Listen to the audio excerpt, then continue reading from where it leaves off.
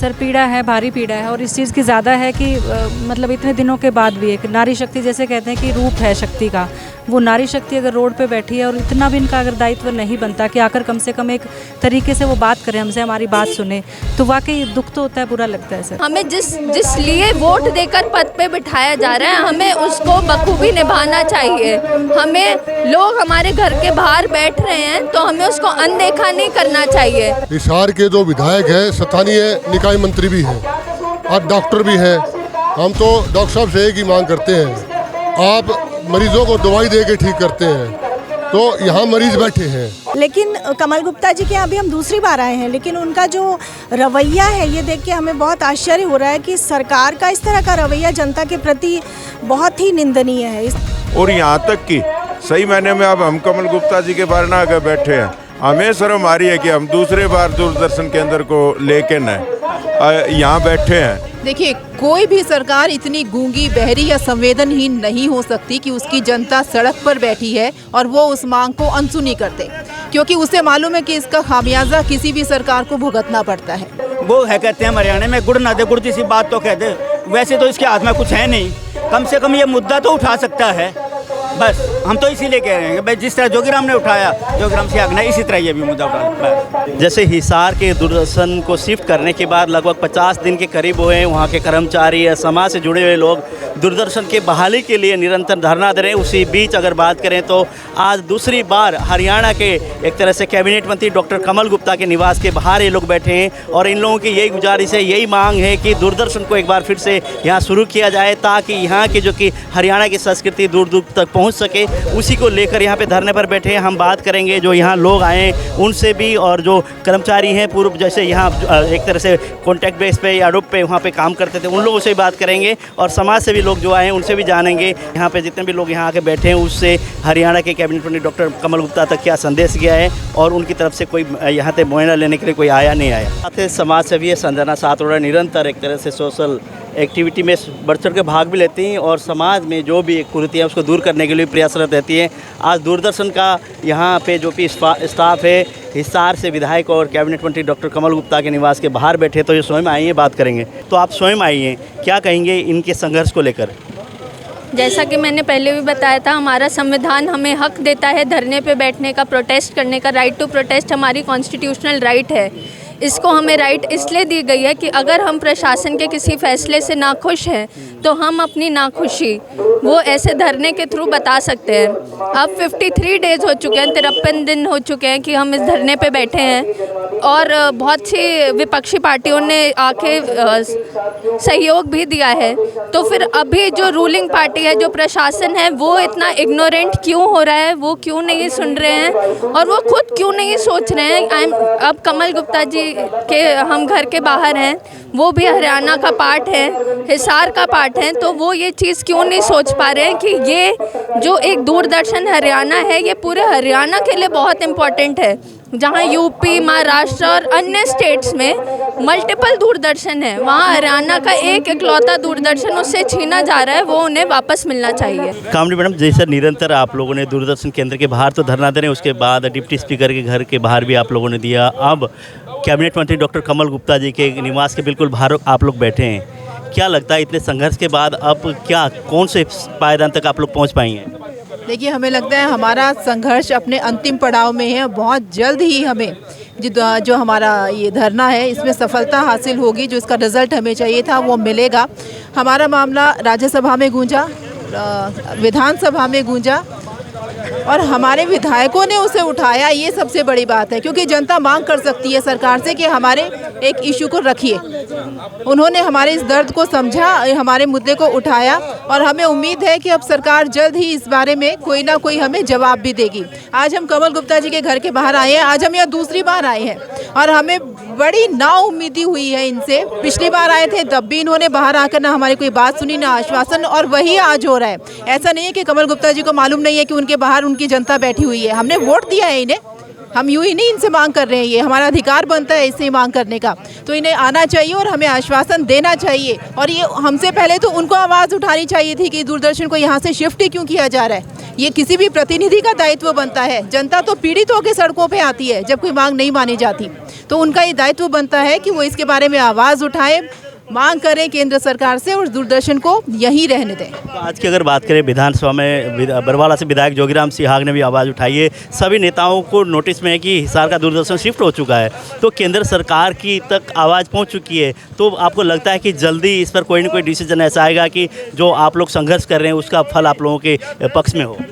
देखिए, कोई भी सरकार इतनी गूंगी, बहरी या संवेदनहीन नहीं हो सकती कि उसकी जनता सड़क पर बैठी है और वो उस मांग को अनसुनी कर दे, क्योंकि उसे मालूम है कि इसका खामियाजा किसी भी सरकार को भुगतना पड़ता है, बेशक वो वोट के लालच में ही सही। मुझे नहीं लगता कोई ये सरकार इतनी संवेदनहीन होगी कि इस मामले को नहीं समझेगी। बेशक उनके संज्ञान में बहुत अच्छे से है ये मामला और केंद्र सरकार तक भी उन्होंने पहुंचाया होगा। हम अपनी सरकार से मांग कर सकते हैं, अपने राज्य की सरकार से। उन्होंने केंद्र सरकार तक ये मामला ज़रूर पहुंचाया होगा और उम्मीद है कि जल्द ही इसका कोई ना कोई हल निकलेगा।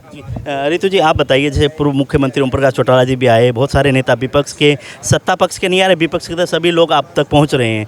तो जैसे विधानसभा में आवाज़ गूंजने के बाद क्या लगता है कितनी देर में इसका रिजल्ट आएगा और वो पॉजिटिव आएगा? जी देखिए, जैसा कि आपने कहा कि विधानसभा में जोगीराम सिहाग जी ने भी उठाया है ये मुद्दा और इससे पहले विजेंद्र जी ने भी ज्ञापन सौंपा था। तो बहुत जल्द हमें उम्मीद है कि हमारा जो इसका नतीजा है बहुत जल्द निकलेगा, क्योंकि दूरदर्शन बंद होना उन्हें भी पता है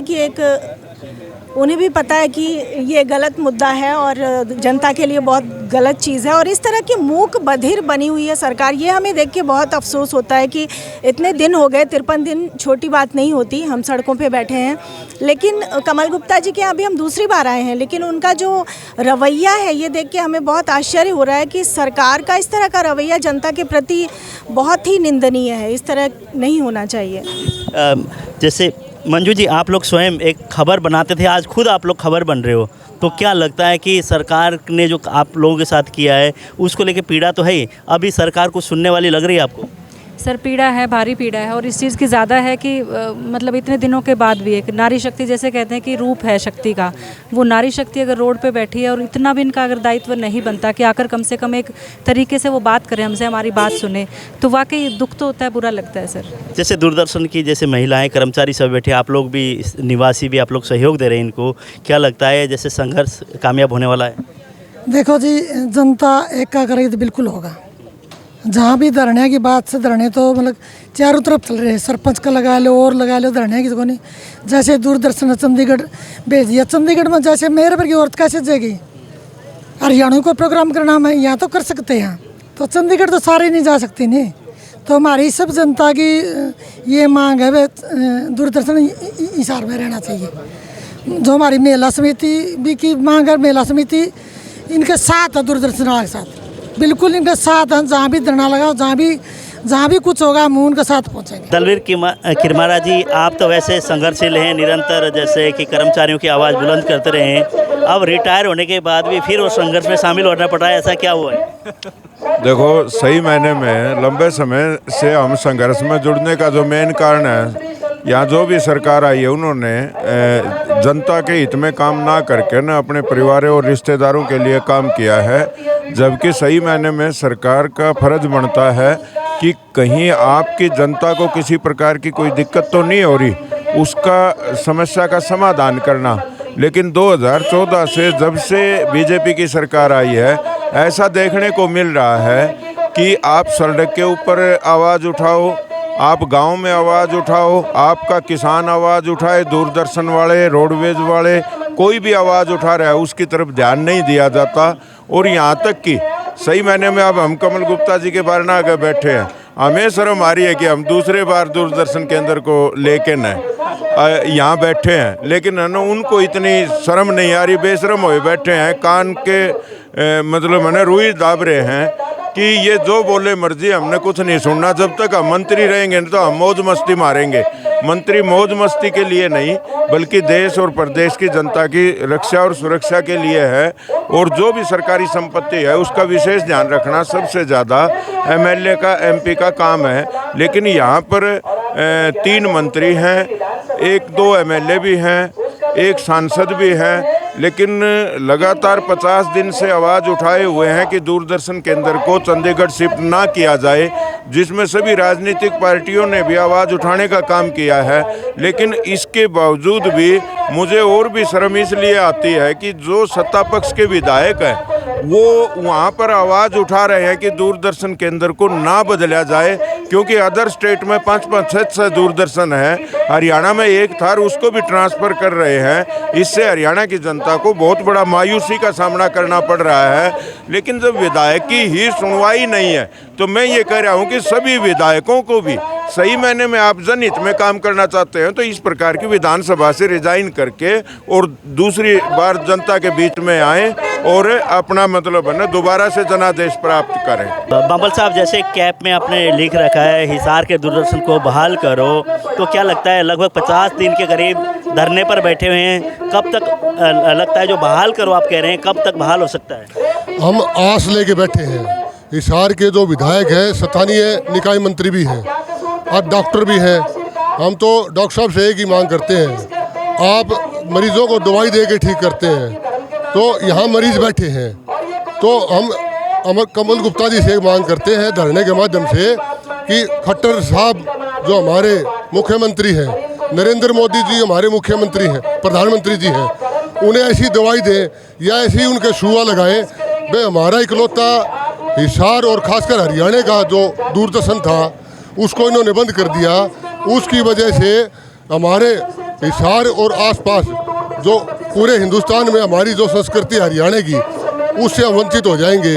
और हिसार के अंदर 3-4 यूनिवर्सिटियाँ हैं, हिसार के अंदर एग्रीकल्चर यूनिवर्सिटी है। हमारा देश जो है कृषि प्रधान देश है और यहाँ पर निरंतर जो यहाँ के साइंटिस्ट डॉक्टर थे किसान भाइयों को अपनी जो फसलों को बचाने के लिए किस प्रकार दवाई दें, किस प्रकार खाद डालें, निरंतर बताते थे। तो मैं ये कहना चाहता हूँ मंच के माध्यम से यहाँ बैठे हैं हम माननीय जो हमारे कमल गुप्ता जी से कि वो पढ़े लिखे हैं, डॉक्टर हैं, तो इस चीज़ का इलाज और समाधान कराएं। हम आस लिए बैठे हैं। ये मकसद है कि भाई जिस तरह बरवाड़ा के विधायक ने जो है ना विधानसभा में मुद्दा उठाया तो इसको भी मुद्दा उठाना चाहिए। हम तो बस यही चाहते हैं।